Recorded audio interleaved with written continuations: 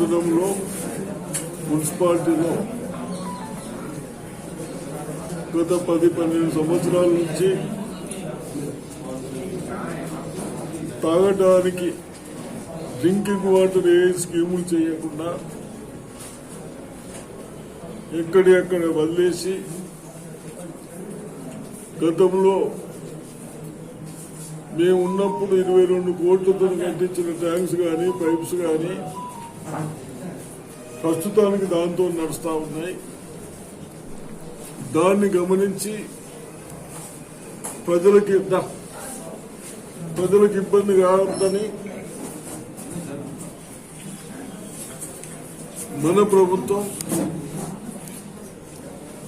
బోధన్ పట్టణానికి 50 కోట్ల రూపాయలు శాంక్షన్ చేసినట్లు జరిగింది. దాంట్లో కొన్ని మున్సిపాలిటీ కంట్రిబ్యూషన్ కూడా ఉంది, 3 కోట్ల వరకు. వీటిని మనకు ఎక్కడైతే అవసరం ఉన్నదో అని ఇంజనీర్లు చూసిన ఎక్కడి వరకు కరెక్ట్ అని చూడటానికి ఈరోజు నాతో సహా కలెక్టర్ గారు కూడా రావడం జరిగింది. కన్సల్ట్ ఇంజనీర్స్ కానీ వేరే ఇంజనీర్స్ కానీ కూడా వచ్చారు. చూసినాం,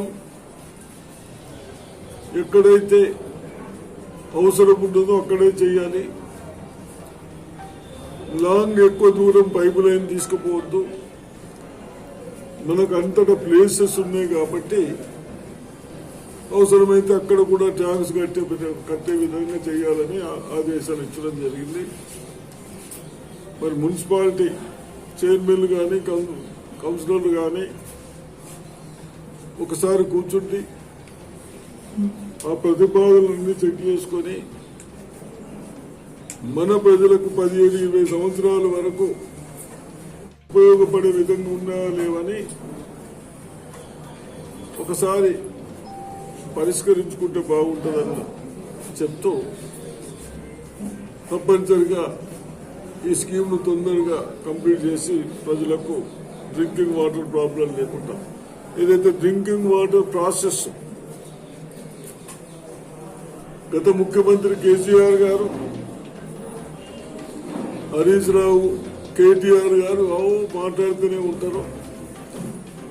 ఇక్కడ మనకు ఏదైతే ప్రాసెస్ చేస్తుందో ఏమంటుందని బెడ్లు ప్రాసెస్ చేస్తారో కనీసం అది తిరగకుండా మాన్యువల్ చేస్తూ ఉన్నారు. 8 years అంటే తాగే నీళ్లు శుద్ధి చేస్తేనే మంచిగా ఉంటుంది, డిసీజులు రావని మనం ఇవన్నీ చేస్తూ ఉన్నాం. అదేవిధంగా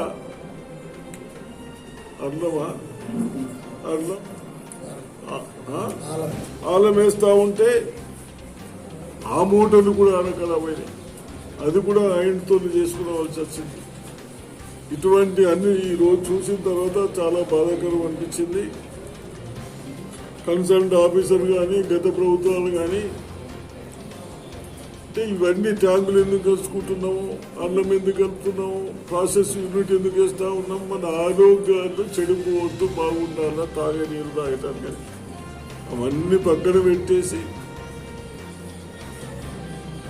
మనందరికి ఇబ్బంది పెట్టింది. అవన్నీ ఆలోచించి తప్పనిసరిగా తొందరగా కంప్లీట్ చేయడానికి ప్రయత్నిద్దాం.